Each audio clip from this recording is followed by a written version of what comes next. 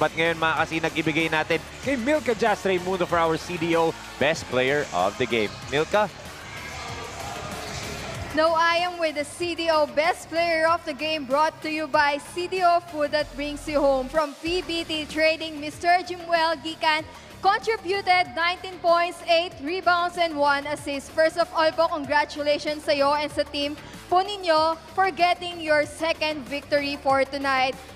Can you describe po if gaano po yung tiwalang binigay sa inyo ni Coach and to balance or the decision para i-lead po yung team ninyo?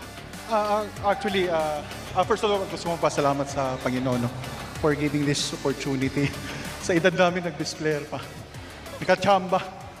So, it's all about support, especially on the part of the sponsors, managers, all of them. And also, the trust and hard work of all coaches and also the players. Actually, kami lahat this player. Kami lahat. Yeah. So maganda din naman po yung pinakita ng San Pedro Mamba. Talagang na-control po nila yung pace ninyo pero hindi po kayo nagpatalo until quarters po, no? How special is this win po para sa inyo and most especially to your team po? Actually, winning is very important. So, tuloy-tuloy lang. Yun ang goal namin eh. Ano lang kami, one game at a time. So, nanalo kami ngayon, 2-0 kami, but it doesn't mean champion na kami. So, prepare for the next game. Ganun ang mentality namin.